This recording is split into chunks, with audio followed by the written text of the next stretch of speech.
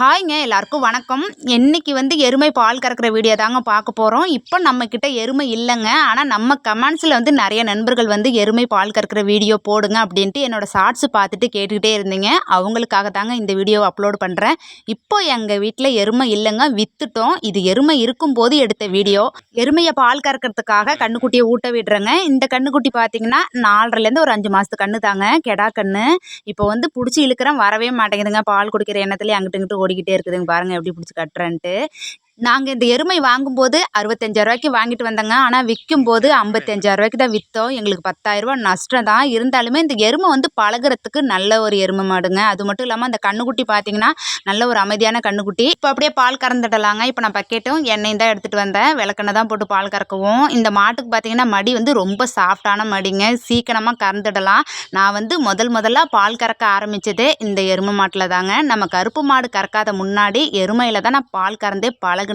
இப்போ அப்படியே மடியை கழுவிட்டு அப்படியே பால் கறக்க ஆரம்பிச்சிடலாங்க. ஏன்னா தரையிலலாம் படுத்திருக்கு, மண் சாணி எல்லாம் ஒட்டியிருக்கும். அதனால மடியை எப்பவுமே சுத்தமாக கழுவிடணுங்க. கழுவிட்டு அப்படியே எண்ணெயை தடவிட்டு பால் கறக்க ஆரம்பிச்சிடலாம். எங்கடா எருமையும் கண்ணு தான் நிற்கிது, பால் கறக்கிற ஆளை காணோம் அப்படின்ட்டு தேடாதீங்க. எங்கள் வீட்டுக்காரவங்களை வீடியோ எடுங்க அப்படின்னு சொன்னதுக்கு எருமையும் கண்ணையும் கவர் பண்ணாங்க. ஆனால் என்ன கவர் பண்ணல.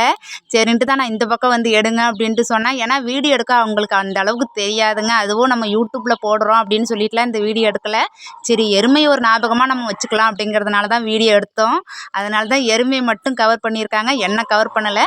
ஒருவேளை எருமை நானும் ஒரே கலராக இருக்கிறதுனால என்ன கவர் பண்ணாமல் விட்டாங்களோ என்னமோ தெரியலை. சரி வாங்க அப்படியே இப்போ நம்ம பால் கறக்க ஆரம்பிச்சிடலாம்.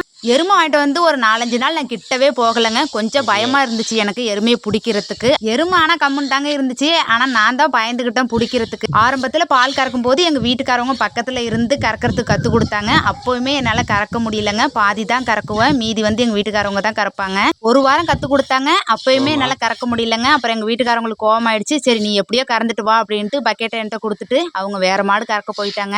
எனக்கும் வேறு வழி இல்லைன்னு அப்படியே கொஞ்சம் கொஞ்சமாக பால் கறக்க ஆரம்பிச்சேங்க. ஆனால் கை மடக்கி கறக்கும் போது பெருவிரல் பயங்கரமாக வலிக்க ஆரம்பிச்சிருச்சுங்க. அதெல்லாம் சமாளித்து தான் இப்போ நான் இந்த அளவுக்கு பால் கறக்கவே கற்றுக்கிட்டேன். இந்த கண்ணுக்குட்டி பார்த்தீங்கன்னா மித்துக்குட்டி கூட நல்லா பழகிடுச்சுங்க. இங்கே பாருங்கள் ஏறி உட்காருவார், ஆனால் அது கம்முன்னே இருக்குங்க. நல்ல ஒரு கண்ணுக்குட்டி தாங்க. இருந்தாலும் அந்த டைமில் எங்களால் வளர்க்க முடியல, அந்த ஒரு காரணத்துக்காக தான் கொடுத்தோம். இப்போ பாருங்கள் அது எப்படி விளையாடுறாருன்ட்டு. அது கூட பக்கத்தில் இருக்கிறதுனால தாங்க மித்துக்குட்டியை விட்டுருக்கோம், இல்லைன்னா தனியாலாம் விட மாட்டோம். பாருங்கள் எப்படி விளையாண்டுக்கிட்டு இருக்காங்க 2 பேருன்ட்டு. மித்து விளையாடு. இந்த வீடியோ அவ்வளோதாங்க. வீடியோ பிடிச்சிருந்துச்சுன்னா மறக்காமல் வீடியோக்கு ஒரு லைக் பண்ணுங்கள். சப்ஸ்கிரைப் பண்ணாத நண்பர்கள் மறக்காமல் நம்ம சேனலில் அப்படியே சப்ஸ்கிரைப் பண்ணிக்கோங்க. பக்கத்தில் இருக்கிற பெல் பட்டனை கிளிக் பண்ணி வச்சுக்கோங்க. அப்போ தான் நான் போடுற வீடியோஸ் எல்லாமே உங்களுக்கு மெசேஜில் வரும். நீங்களும் என்னோடய வீடியோவை உடனுக்குடனே பார்த்துக்கலாம். இவ்வளோ நேரம் என்னோடய வீடியோ பார்த்ததுக்கு தேங்க்ஸ் ஃபார் வாட்சிங்.